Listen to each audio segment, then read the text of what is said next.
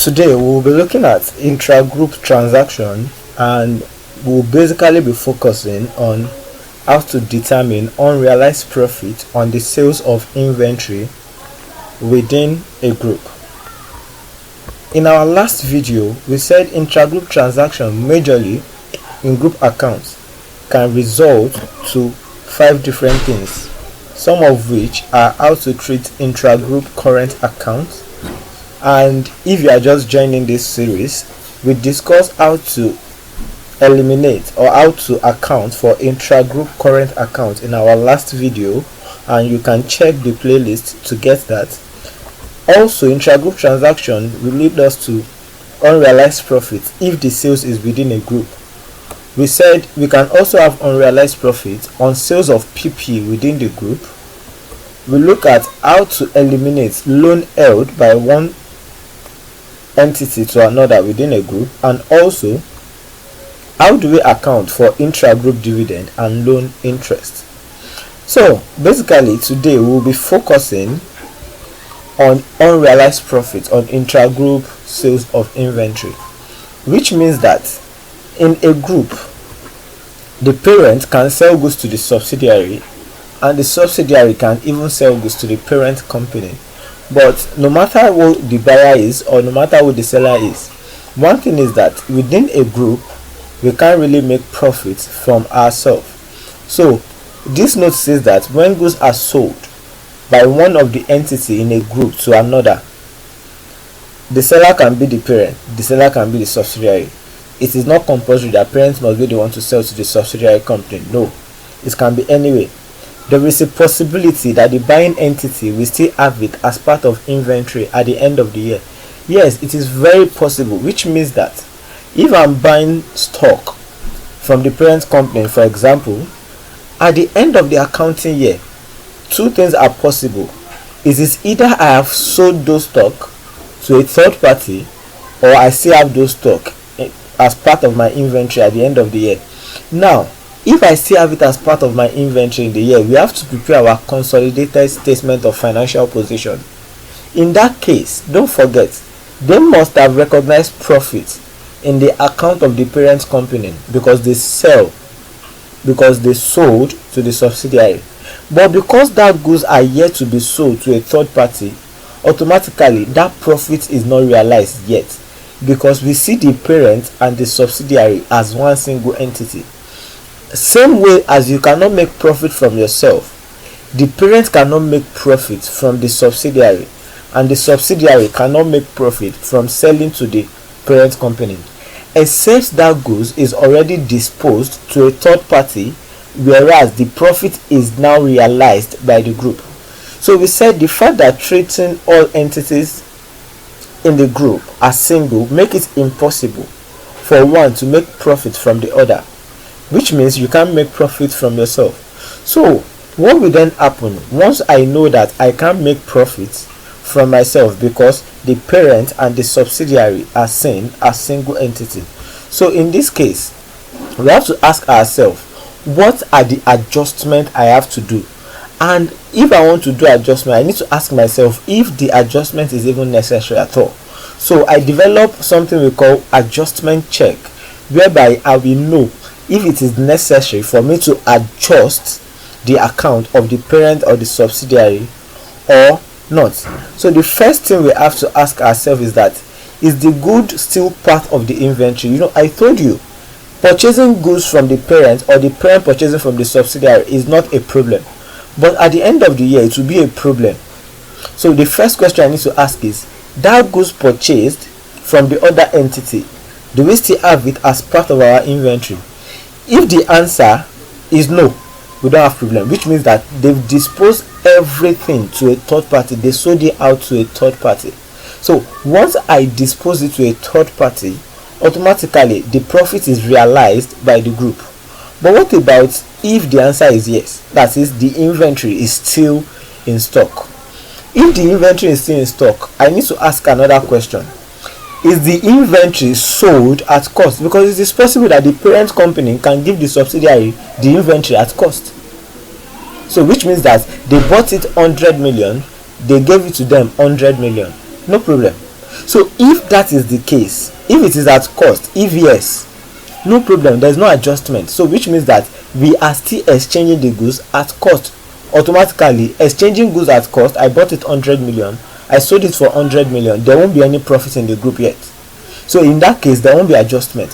But what about if you didn't sell to them at cost, which is mostly the case, because the parent company will want to generate profits, and if the subsidiary is the one selling to the subsidiary, will want to generate profits.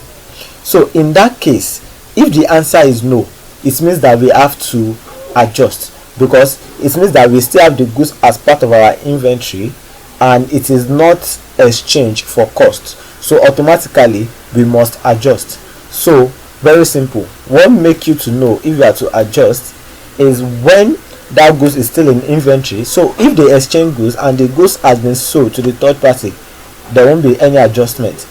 But if they sold to themselves, and in that case that goods is still part of the inventory and it is not being exchanged at cost, automatically you have to adjust.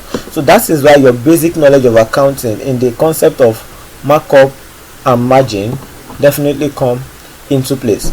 So in examination condition, what you will mostly be given is the selling price of that product. Is the selling price of that product. And don't forget, we define margin as a profit expressed as a percentage of selling price. So which means that if the examiner give me margin and they give me selling price, for example, they can tell you margin is 20%, and if the selling price is 100,000, what do? It should just be 100,000 multiplied by the percentage, you are fine. But examination question is not quite straightforward like you think. So what they do most time is they give you the selling price and they give you markup. Listen again, if they give you selling price and you are given margin, very easy. Just take the selling price, multiply by the percentage given, you will get your unrealized profit. But if you are given markup, it is different. So if I tell you it is 25% markup and you are given selling price of 100 million, what do? I will just say that my answer will be 100 million multiplied by 25. Instead of divided by 100, it will be divided by 125, because markup is expressed as a percentage of cost price. So in that case, we are cool. So once we make that adjustment, we need to now ask ourselves the next question: what is the accounting treatment? What is the accounting treatment? Now, like I said earlier, the parent can be the one selling to the subsidiary, and at times the subsidiary can also be the one selling to the parent company. Any which way it is possible. So let us look at the first scenario. So the first scenario is if parent is the seller. So if parent is the one selling to the subsidiary company, it means that any unrealized profit generated from that trade should be suffered by only the parent company. Coming again, if parent is the one selling and there is any unrealized profit, that unrealized profit will be suffered by only the parent company, and as such you have to debit your retained earnings with the total of that amount and credit your inventory. So which means that my inventory will reduce, my retained earning will also reduce.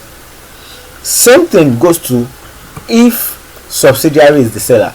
Now the question I will ask you is this: who are the owner of subsidiary? And majorly I will be looking at non-wholly owned subsidiary.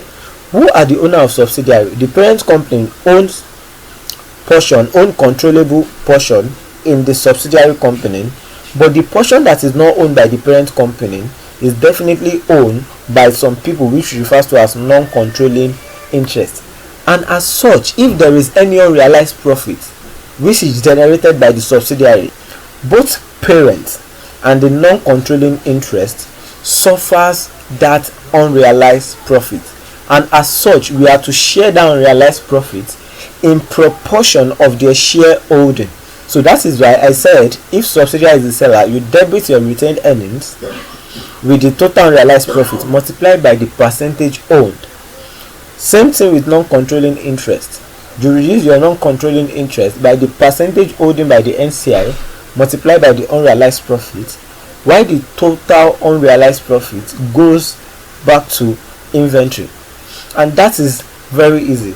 So let us look at work example 1, which is a very simple question, before we move to a complex question to see how this works. So question 1 says that there were intercompany sales of $900 at a gross profit markup of 50%. At the year end, the buying company has sold 150 of these goods.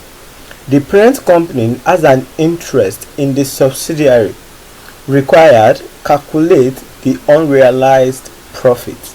Now, looking at this question, we are given here that $900 is the selling price of that goods. But out of this, we are told specifically here that $150 has been sold to a third party. Don't forget, the only thing we can calculate unrealized profit on are the goods that still remain in the group at the year end. And as such, out of 900, 150 is disposed already. Automatically, we can only calculate unrealized profit on the balance of 750.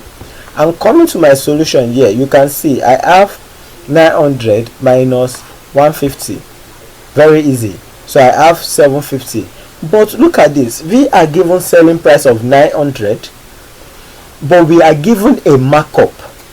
Don't forget, we cannot use markup on selling price. I can only use margin on selling price. And as such, if that case happen, if it is 50% markup, automatically that will be 50 divided by 150. But let us assume that this is a margin of 50%. Our answer will have been multiplied by 50%. But because this is a markup, and because of the fact that it is a markup, I can use markup on selling price. So as such, to convert my markup to margin, it will be multiplied by 50 divided by 150. Assume it is 25% markup, that will be 25 divided by 125, which give us 250 to be our answer. So automatically our unrealized profit is $250. Very easy. Let us now look at requirement 2. Requirement 2 says that we should show the accounting treatment if the parent company is the seller. Like I said earlier, if the parent company is the seller, automatically any unrealized profit generated will be suffered by only the parent company. And that is why in this case I will debit my retained earnings by $250 and I will credit my inventory by $250. So which means that I'm reducing my retained earnings by $250, reducing my inventory by $250. While the requirement 3 says that show the accounting treatment if subsidiary company is the seller. So if subsidiary company is the seller, very easy. I told you again, if subsidiary is the seller, two people own the subsidiary company, the parent company and the non-controlling interest. And as such, what will happen here is very easy. So I will debit my retained earnings with how much? I cannot debit my retained earnings with the total of 250, right? So assuming we are given the percentage holding of the parent company in this question, I will have said that the percentage holding, let us assume 70%, multiply by 250, and I will know the amount I will reduce my retained earnings with. And same thing under non-controlling interest also. If parent company owns 70%, NCI is 30%, and here will have been 30% multiplied by 250. Very easy. And I will credit the total of 250 to my inventory. That is the end of this. So let us now look at a more comprehensive question 2 that can actually bring all these things that we have learned into a full consolidation question. So let's go. So we'll be looking at the question 2 for our unrealized profit, but this question actually encompasses other aspects that we've discussed in our previous video, and this is an examination question of the Institute of Chartered Accountants of Nigeria that is just modified. So the question says you are provided with the following statement of financial position for Romeo Limited and Juliet Limited. All figure assumes to be correct. We go to the additional note. Additional note 1 says Romeo Limited acquires 70% of the issued ordinary share capital of Juliet Limited 4 years ago when the retained earnings of Juliet were $14 million. There has been no impairment of goodwill. 2. For the purpose of acquisition, property, plant and equipment with a carrying amount of $35 million was revalued to its fair value of $42 million. The revaluation was not recorded in the account of Juliet Limited. Depreciation is charged as 20% using the straight line method.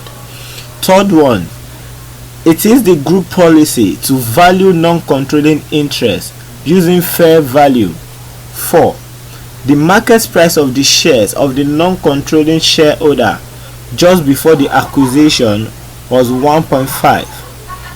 5. Romeo Limited sell goods to Juliet Limited at a markup of 25%. At 31 March 2019, which is the reporting date, the inventory of Juliet Limited includes 31.5 million of goods purchased from Romeo Limited, which is an intra-group transaction. Washington says that Juliet Limited owes Romeo Limited 24.5 million for goods purchased, and Romeo Limited owes Juliet 10.5 million. You are required to prepare this consolidated statement of financial position of Romeo Group Limited as at 31 March 2019. Very easy and straight. Based on our knowledge of basic group accounting, we said whenever we want to do question pertaining to consolidated statement of financial position, I told you by approach we have 5 basic workings. Which other workings can actually join later? What are the 5 workings? I said the first one, you determine your group structure. Second one, you determine your net asset of the subsidiary. Third one, you determine your goodwill. Fourth one, you calculate your non-controlling interest. While the fifth one, you determine your group retained earnings. So I will be going through that 5 steps now. So let us get to business. Coming to my workings note here, you can see we are told Romeo acquires 70% of Juliet. In this question, it was given to us free of charge. Look at additional note 1. Romeo Limited acquires 70% of the issued share capital. So no computation is required. I come here and I put 70%. But when? That question is very relevant. I told you in our previous video that you need the dates that you acquired this company in case if there is fair value adjustment. And given to us in this question, we are told here that we acquired this company 4 years ago, which means that there is no problem. So I have it 4 years ago. And don't forget, I told you during our introduction, we all know that the portion that is not owned by the parent company is referred to as the non-controlling interest. So if the parent company owns 70% in this entity, automatically the non-controlling interest owns the remaining 30%. And as such, that is what I need to establish there to see if there is control. So, and don't forget, we said quantitatively a particular company control another company if it owns more than 50% of the equity capital in that company, except in the case of a structured entity. Now I can move to note 2, which is to determine the net asset of the subsidiary, and in this case the net asset of the subsidiary is Juliet Limited, which is our subsidiary. So I can come here. So coming here, I will come to my account. I need to report this thing at the date of reporting, which is the day that we are reporting this account, we are preparing the account, and also at the date of acquisition. Don't forget, we acquired this company 4 years ago, so we need to know our position as of 4 years ago and as of today that we are preparing this account. Very easy and straight. Coming back to my question, as at this date, you can see my ordinary shares give me 119,000, and my retained earnings as at this they give me 35,000. So that is why I have here my reporting date 119 and 35,000. Don't forget your ordinary share capital, except there is additional issue during those period of 4 years. It's not that they issue additional shares, so automatically your shares at the date of reporting will be the same thing as at the date of acquisition. But what about my retained earning? It may not be the same. Why? Come back to additional information 1. We are told here that we acquired this company when the retained earnings of Juliet stood at 14 million. So coming here now, at the date of acquisition, my retained earnings is 14 million, which make it very interesting. So the difference between the date of reporting and the date of acquisition give me my post acquisition, and that is how I come about this 21 million that is here. So that is it. Let us now, we are done with note 1.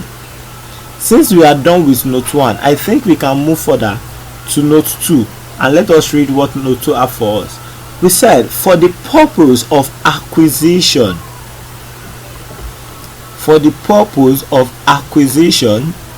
property, plant and equipment with a carrying amount of 35 million was revalued to its fair value of 42 million. Now, very easy. If I'm acquiring a company, there is higher probability that the asset of that company will definitely be at their book value. But whenever we are doing consolidation, or whenever there is acquisition of another company, the account or the asset and liability have to show at their fair value. So as such, in this case, there can be revaluation for those assets to show their fair value. And we are told in this place that there is a particular asset which has been carried at 35 million, whereas the fair value is 42 million. So which means that there is additional 7 million that we have to account for, because the 35 million is already in the account, but the money is supposed to be 42. So coming to my note 2 here, I have my fair value adjustment, which is 42 million minus the 35 million that was already in the account. That is what gave me 7 million in this case. And don't forget, whenever you have fair value adjustment, it will appear at the date of reporting and at the date of acquisition. But let me tell you something. Now, since 4 years ago, this company, they've already been carrying that asset using 35 million. So if they want to calculate depreciation, they will also be calculating depreciation on that 35 million, which is wrong, because they're supposed to be calculating depreciation on 42 million. So as such, when there is fair value adjustment, there is probability or high tendency that we are going to have what we call additional depreciation or excess depreciation. So which means that this 7 million we got here, since past 4 years, they've not been calculating depreciation on it. So as such, we have to impute that depreciation into this account. And what do we have to say? This question says that depreciation from here, depreciation is charged at 20% using straight line method in this place. So if it is charged using straight line method, very easy. So I can come here. It means that 7 million multiplied by 20%, that is for 1 year. But don't forget, whenever you are calculating your additional depreciation, we normally multiply by the number of years since you have acquired this company. We've acquired this company 4 years ago. That is why it is multiplied by 4. If I have acquired this company 6 months ago, it will have been multiplied by 6 over 12. If I acquired this company 1 year ago, it will have been multiplied by 1. So as such, multiplied by the number of years since we have acquired this company, give us depreciation of 56. And whenever you calculate your depreciation, it will appear at the date of reporting and at our post acquisition. So very easy. I'm done with my workings too, giving me my total net asset at the date of reporting to be 155,400, at the date of acquisition to be 140, and post acquisition to be 15,400. So after that, what will I have to do next? I have to determine my goodwill, which is my note 3. So to determine my goodwill is quite easy. We said we need the fair value that is transferred by the parent company, which is Romeo in this case. Coming back to our account here, we are told that investment here, the investment in Juliet is 140 million. So if it is 140 million, what I just have to do, I'll bring it in here. The fair value of consideration transferred by parent is 140 million. Now we need to add our non-controlling interest. Now before I can add my non-controlling interest, I need to ask myself a question, right? We said to measure non-controlling interest, we can either use the proportionate method or we can use the fair value method. But let us listen to the question. The question, according to note 3, we are told that it is the group policy to value non-controlling interest at fair value. So we need to use fair value basis. And how do you use fair value basis? I just need the number of shares that is owned by the NCI multiplied by the share price. That's all. And how do I go about that? Now in this question, at the beginning, we are told or we ascertain that non-controlling interest own 30% of the subsidiary, own 30% of the subsidiary shares. Now I need to know the total number of shares available in the subsidiary so that I can calculate 30% of such. So coming here, we are told that ordinary shares at 1 naira each. So the value is 119 million divided by 1 will still give me 119 million shares. So which means I will come to this place, I have 119,000 here. Because NCI own 30% of those shares, so multiply by 30%. So 30% multiplied by 119,000 give me the total number of shares that belongs to the non-controlling interest. And what do I need to do? I multiply by the share price of the subsidiary. Share price of the subsidiary. And let us see if we are given share price of the subsidiary in this question. Yes, right here in note 4.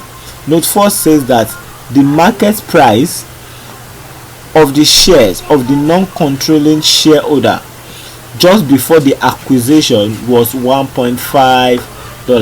So that is why I multiply by 1.5, giving my non-controlling interest to be 53,550, and I get a total of 193,550. Very easy. Don't forget, we always less our net asset of subsidiary at the date of acquisition, not at the date of reporting, at the date of acquisition. And how will I get that? Coming back to my workings too, this is my net asset at the date of reporting, this is my net asset at the date of acquisition. I need to less my net asset at the date of acquisition, and as such I pick 140 million. So lessing it here will definitely give us our goodwill to be 53,550. Very easy, and we are done with working note 3 since there is no impairment in this question. So I can then move forward to workings note 4. And what is our workings note 4? Is to determine our non-controlling interest, which is very easy in this case. Determining my non-controlling interest here, you can see as calculated where? As calculated here in note 3. In note 3 we got our NCI to be 53,550. I bring it down here to 53,550, and according to note 2 there is a post acquisition profit of 15,400, and if there is a profit in the subsidiary which amount to 15.4 and the non-controlling interest own 30% of this business, as such any profit we generate they will be entitled to 30% of that profit. So to get them our post acquisition profit, that is 30% of our post acquisition profit, which is 15,400, which gives us 4,620, and the total value of my non-controlling interest is 58,170. But I will advise you to do something. If So in some cases unrealized profit can come here, but before you finish your non-controlling interest, I will advise you to do a particular working note 6 first, and to ascertain if unrealized profits will definitely affect non-controlling interest. As said earlier, unrealized profits will only affect non-controlling interest if subsidiary company is the seller. But if you check here, the reason why I never factor it into non-controlling interest is because note 5 says that Romeo Limited is the one selling. And who is Romeo?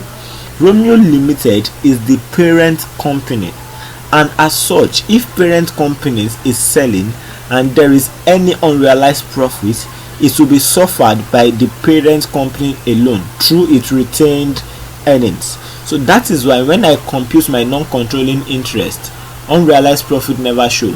But assuming it is Juliet that is selling, which is the subsidiary, that case unrealized profit will have come under non-controlling interest. So leaving that aside, I can go to working note 5, which is my retained earnings.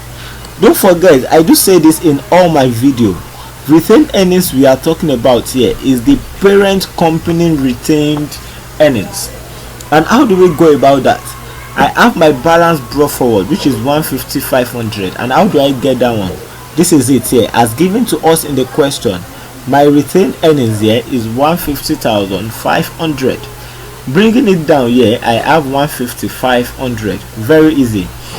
In this question, the parent company owes 70% of this business, and as such they owe 70% of the profits generated from this subsidiary. So I have 70% times 15.4.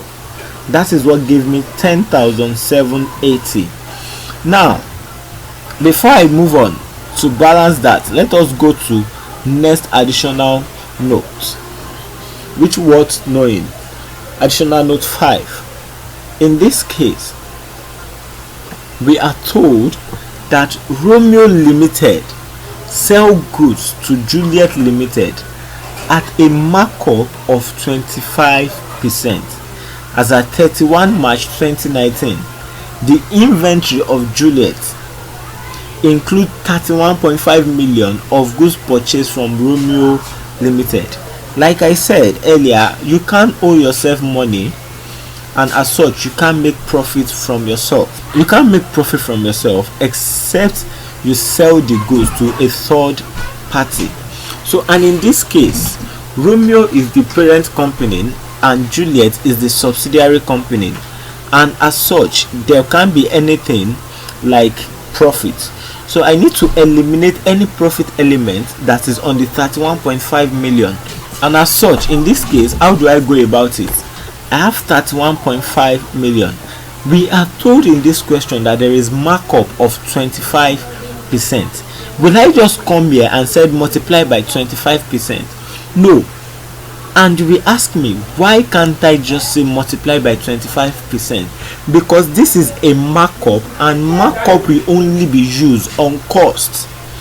But don't forget, 31.5 million is the sales value of that good, not the original cost of that goods. So 31.5 is the selling price, and as such you cannot use markup on selling price except if you are given margin. Assuming we are given margin of 25%, I will have just come here and say that 31.5 million multiplied by 25%. But because it is markup, it will be 25. Instead of divided by 100, it will be divided by 125. So assuming this is markup of 20%, it will be 20 divided by 120, because it is markup that I want to use against selling price. But if it is margin, again, assuming it is margin you are given, you will just say 31.5 multiplied by 25%. And in this case, as you can see, our answer turned out to be 6.3 million. Now the question is, who is suffering the unrealized profit? Like I explained earlier, if parent is the seller, the parent alone suffers that unrealized profit. So in this case, this unrealized profit of 6.3 million will be charged to the retained earnings. So my unrealized profit coming under retained earnings is 6,300. So giving us our consolidated retained earnings should be 154,980. You are correct. That is the end of our workings note. And after I end my workings note, automatically I now need to prepare the consolidated statement of financial position. So how will the consolidated statement of financial position looks like after I have gotten all my workings notes ready? So let's get to business and see how it will be. But don't forget, we still have additional note 6 hanging. I know, but we'll get to it. So let's go. The consolidated statement of financial position will then look like this. I will start with my non-current asset. So coming year, I have 36,500 and I have 84,000. So coming year, I will bring it in here and I will bring it in here. Don't forget, when we did our workings note 2 fair value adjustment, we said an asset that was 7 million is not in account, so automatically you have to bring it in. So this 7 million that is here, this 7,000 that is here, is coming from workings note 2, which is our fair value adjustment. But don't forget, we also calculated additional depreciation on that 7 million, so that is why we less the depreciation, which is 5,600. So whenever we have fair value adjustment, we bring it into account like this. So giving me my PPE to be 452,900. Goodwill as calculated in line with workings note 3. Workings note 3 here, 53,550. So I will bring it in there, which give me a total non-current asset of 506,450. I can then go to current asset.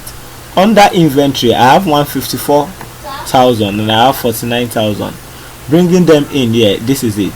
But don't forget, we said whenever there is unrealized profit, you debit your retained earnings if parent is the seller and you credit your inventory. So to credit my inventory, I less the 6,300, which is the unrealized profit. So always you less your unrealized profit from your inventory. So giving me back my inventory to be 196,700, and I can go forward to my trade receivables. Coming down to my trade receivables, I have 101,500 and 73,500. Bringing them in here, 101,500, 73,500. You will now ask me a question: where is 24,500 and 10,500 coming from? Yes, we left out a particular workings note. Let us revisit it and see how it goes. So coming here, workings note 6 says that Juliet owes Romeo 24.5 million.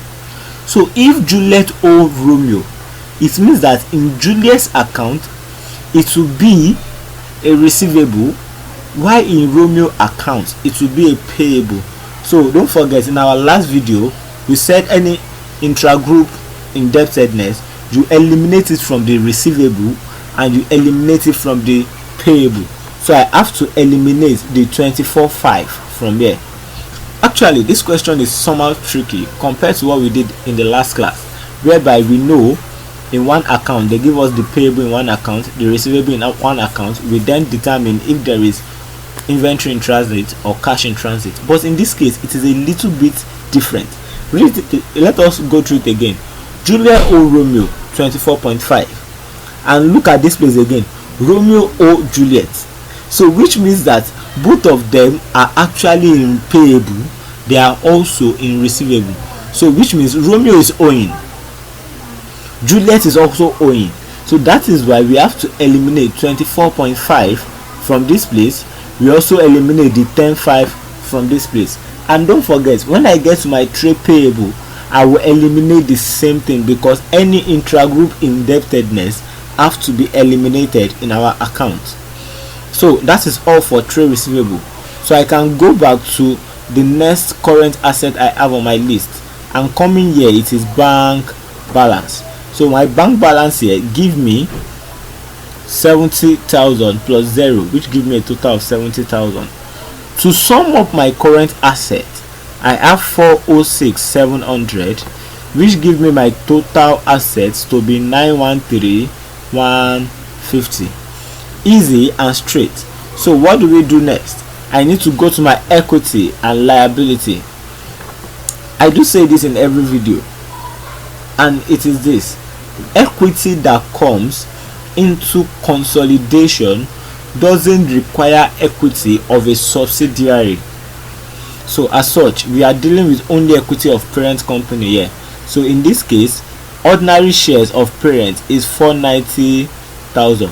So I bring it in 490,000. Retained earnings, don't forget, our workings note 5 is the determination of retained earnings, and in our retained earnings we got our answer to be 154,980. That is why I indicate here in note 5, giving me a total of 644,980. And according to our note 4, is to determine the computation of non-controlling interest, and we got 58,170. Adding it together with this give us a total equity of 703,150, and I can then move ahead to current liability. My current liability, the first thing I have here is my trade payables, which is 192,500 and 38,500. Coming here, I put it here and I put it here. Don't forget, intra-group indebtedness will be eliminated from receivables and also from the payables account. So the 24,500 that is in receivables must be less here. The 10,500 that is in receivable must be less here. So giving me a total of 196,000. Very easy and straight. And the last thing on my current liability list is bank overdraft, which is 14,000. Coming here, my bank overdraft is 14,000. So if I add my current liabilities together, so adding up my current liabilities give me 210,000, and as such my total equity and liability give me 913,150. Quite easy and straight. Don't forget to subscribe to my YouTube channel for amazing video like this. Thank you.